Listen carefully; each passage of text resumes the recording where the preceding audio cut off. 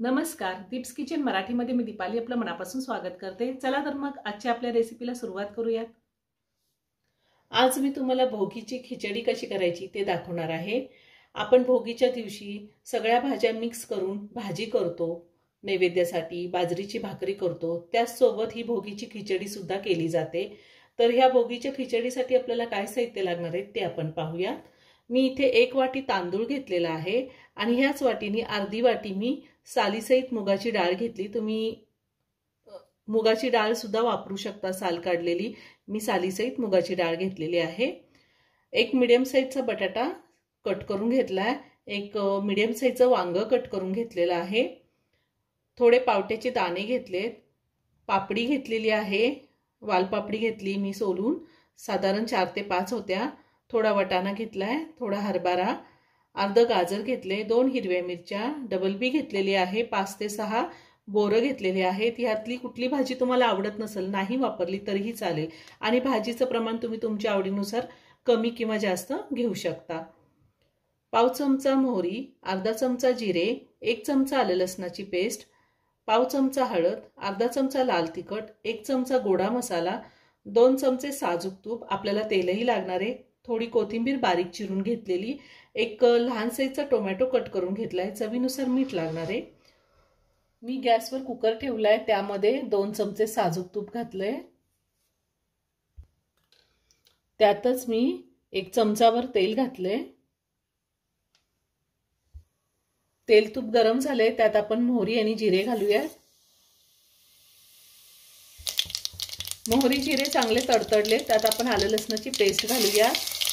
तुमच्याकडे जर कढीपत्ता असेल तर तुम्ही कढीपत्ता सुद्धा घालू शकता। आता 1 मिनिटभर मी ही पेस्ट चांगली परतून घेते। आता ह्यातच हिरव्या मिरच्या घालूया,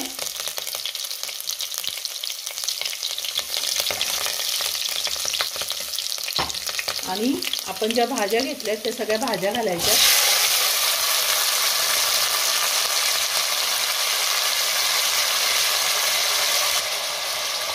त्यातच आपल्याला टोमॅटो सुद्धा घालायचा आहे आणि आता ही भाजी आपण चांगली 1 मिनिटभर परतून घेऊया।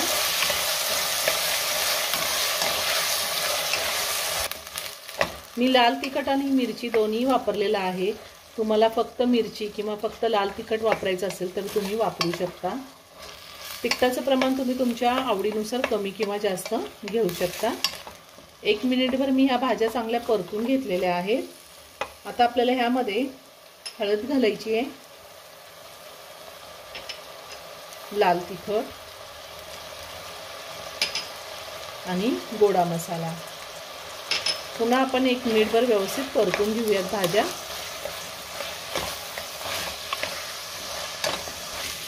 मसाल्यासोबत मी भाज्या चांगल्या परतून घेतल्या। आता आपण धुतलेले डाळ तांदूळ घालूया। डाळ तांदूळ मी स्वच्छ धुवून घेतलेला आहे।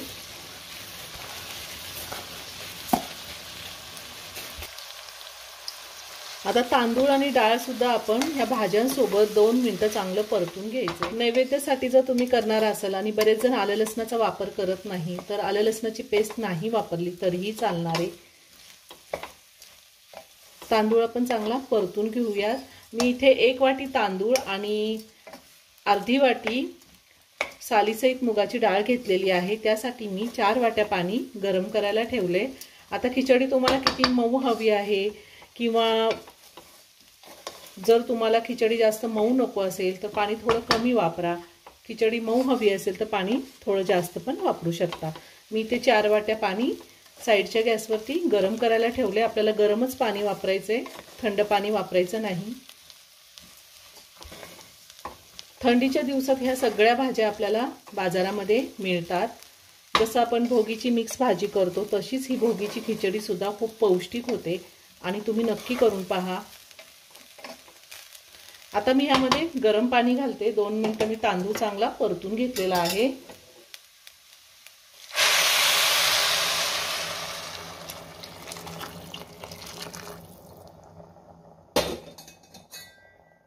पुन्हा चांगली एक उकळी काढून घेऊयात आपण।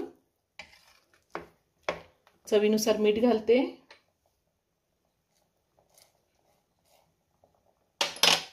व्यवस्थित मिक्स करून घेऊया। वरतून थोडी कोथिंबीर घालते.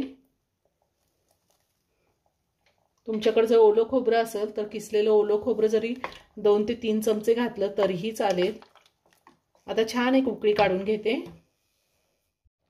छान उकळी आली आहे. आता मी सगळं व्यवस्थित मिक्स करून घेते. तुम्ही ह्या टायमिंगला मीठ चेक करू शकता. नैवेद्यासाठी करायचं असेल तर नका करू. आता ह्यामध्ये आपण 1 चमचा तीळ घालूयात. मी तीळ दाखवायची विसरली होते. 1 चमचा तीळ घालायचे. पुन्हा व्यवस्थित मिक्स करून घेऊया आणि कुकरचं झाकण लावून कुकरच्या 2 शिट्ट्या घेणार आहे.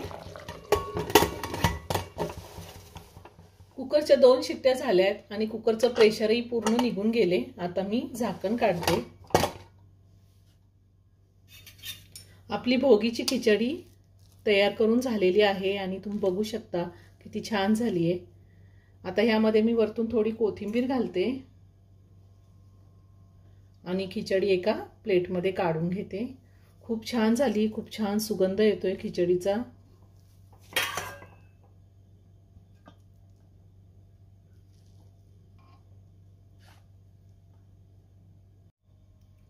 तयार झाली भोगीची खिचडी. खूप छान झाली आहे. तुम्ही ह्या भोगीला नक्की करून पहा. व्हिडिओ जर आवडला असेल तर व्हिडिओला लाईक आणि शेअर करायला विसरू नका. रेसिपी आवडली असेल तर कमेंट करून नक्की कळवा. पुन्हा भेटूया अशाच एका छानशा साध्या आणि सोप्या रेसिपी बरोबर. धन्यवाद.